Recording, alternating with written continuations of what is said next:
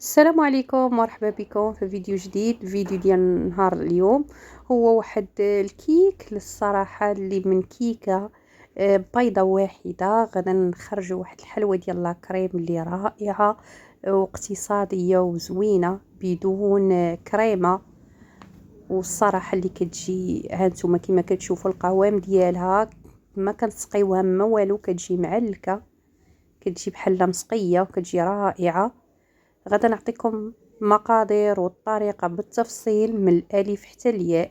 ممكن هاد الحلوى راها دايرة ضجة في مواقع التواصل الاجتماعي، ممكن أنكم تاخذوها كمشروع تعاونوا به راسكم، هكا تدفعوها المحلات لأنها كتقطع معنا واحد الكمية ما لا بأس بها من هذا.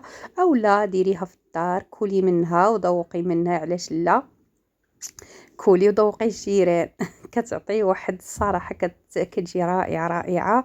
اقل ما يقال عنها انها رائعه. نتوما كتشوفوا الشكل ديالها.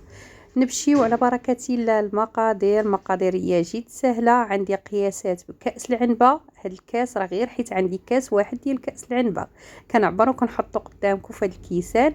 كاس زيت، كاس سكر، وكاس الحليب، هادو كاملين بدرجه حراره المطبخ، ومعلقه ديال الخل، جوج الخمارات، بيضه كما قلت لكم، بيضه واحده. وعندي هنا عبره واحد الكاس وربع ديال الطحين ما يعادل 120 غرام. غادا نزيد عليه واحد الملعقه. وعندي هنايا 3 المعالق ديال الكاكاو. هذا هو الكاكاو اللي كنخدم به، بني، ماشي داك البني الغامق، بني عادي، بني فاتح. راكم ما كتشاهدوا راه هذا راه كيعطي واحد لوغو زوين. كاين فرق كبير بينه. اولا نتوما خذوا ديال العبار من عند بائعي لوازم الحلويات المختصين. الصينيه اللي عندي فيها 20 على 30. نتوما اي حاجه اي كيما بغيتوها تجي عاليه معاكم، بغيتوها تجي دايره يعني رقيقه، نتوما لكم الاختيار. هذه راها ملعقه ديال الفاني، انا ما شاركتهاش معكم، هي وقبيصه ديال الملحه. خدينا البور، راني درت فيه كل شيء، درت فيه جميع المقادير ما عدا الخميره والطحين. غادا نجيبهم وغادا نعاود تاني نغربلهم كما كتلاحظوا. وغادا نضيف هذوك الخمارات اللي هما زوج خمارات. في هذا الاثناء الفرن كيسخن. عندك فرن ديال الضوء غتسخنيه على 170 درجه، كتاخذ معنا ثلث ساعه حتى لنصف ساعه، المهم ماكسيموم هو ثلث ساعه.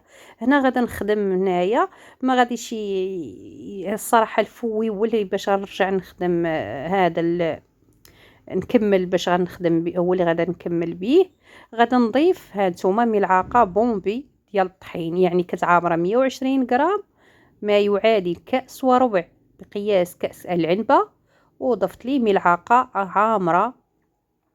هانتوما ما تقلوهاش بزاف باش تجي معاكم خفيفه. كما قلت لكم الفرن على 170 درجه. انا بالنسبه للخدام بالمروحه الفوق والتحت العافيه. فرن الغاز فغادي يكون غادا ندير ليه عافيه اقل من متوسطه. غادا ندوزو نحضروا الكريمه. عندي كاس ديال الشونتيي، ومعاه واحد ملعقه مع امراج ديال الكاكاو بودره. والماء اللي غادا نخدم به ممكن نتوما تخدموا بالحليب، فانا كتجيني لا فرق. انا غنخدم هنا راه هاد الكاس راه كنت حاطاه في المجمد واحد شويه حتى برد ليا باش تجي ساهله انها كتطلع ليا بكل سهوله.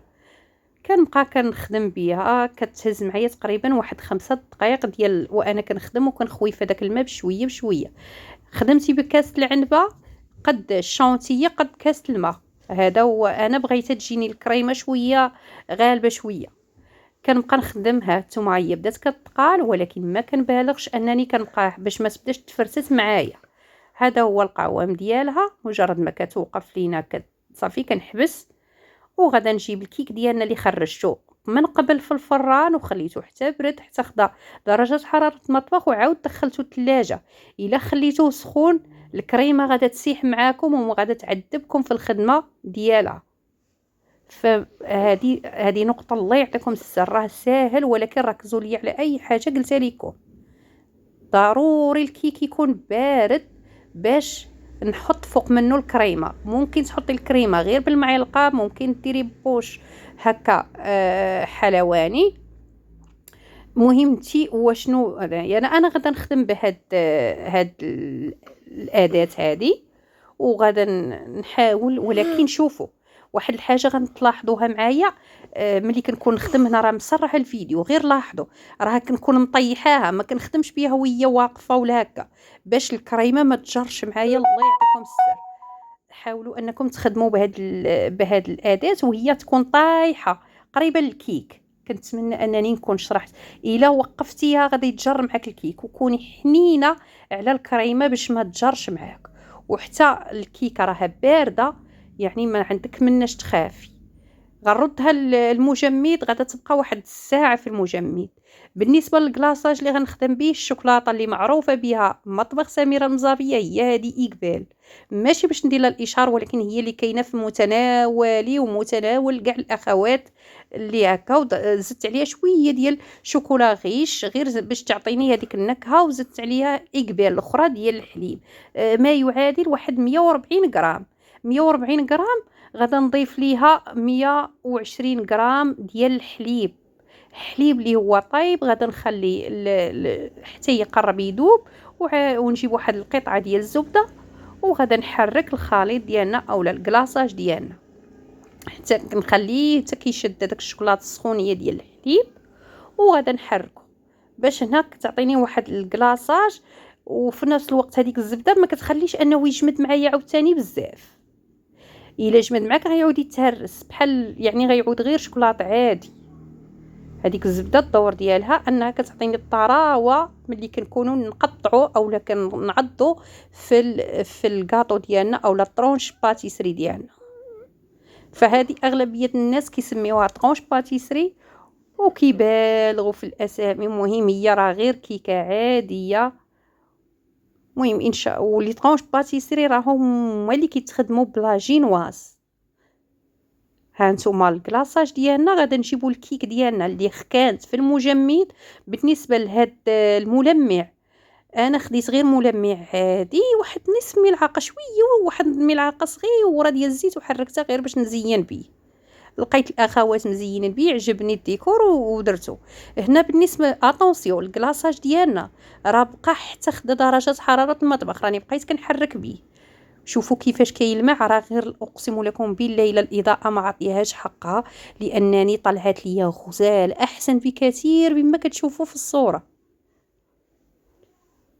غير زعموا البنات وجربوها، راها ساهله واقتصاديه وزوينه وعجبات ليا الوليدات. راه ماشي اول مره كنستعملها انا، راه ما يمكنش ليا نجيب لكم حاجه اول مره غادا نحطها في القناه، يعني حتى نجربها وكنشوفها وكنعرف المذاق ديالها. شوفوا كيفاش، شوفوا الكلاصاج اللي درناه هنا. كنهزو كنضرب غير بشويه، ما عنديش لي بانسو صغار، كنضرب غير بهذيك المعلقه كندير التزيين. هنا الشوكولاط باقي يسيح معايا، يعني ما غاديش يجيب واضح هذاك التزيين. راه واخا يبان لكم دابا واضح، من بعد غادي بحال غادي يغلب عليه الشوكولاط لانها مازال دايبه. مهم مجرد ما كنزينوا الكيك ديالنا كندخلوها للمجمد ماشي الثلاجه، كنخليوها واحد مده ديال ساعتين حتى ل3 السوايع. قد ما جلسات معاك قد ما في التقطاع الفينيسيون كتجيك غزاله. غادي تلاحظوا الا دخلتوا وتصفحتوا على مواقع التواصل غادي تلقاوها في التقطاع ديالها كتجي سايحه معجنه، فخليوها في المجمد. هذه نصيحه مني، خليوها في المجمد حتى لو كان انها تشد راسها. هنا بعد ما شدات راسها فانا جبت هنا كنت موجده الماء سخون باش نغمس الموس في الماء سخون، ولكن الحمد لله بانني خليتها خدات الوقت ديالها وارتاحت، فتقطعات معايا بكل سهوله. التقطاع نتوما لكم الاختيار، انا قطعتها ها نتوما غير تشوفوا كيفاش جاني التقطاع. يعني خرج لي تبارك الله ما شاء الله 18 قطعه، وراه قطع تبارك الله وحده كتنسيك في الاخرى. ها نتوما كيفاش دايرين، شوفي كيفاش في داك الكلاصاج كي جفيني. غنتسمحوا لي لانني في التصوير وقيله. ها نتوما دورت هنا الكاميرا، هنا راه هنا الحمد لله ان عطاتها حقها واحد شويه في التصوير.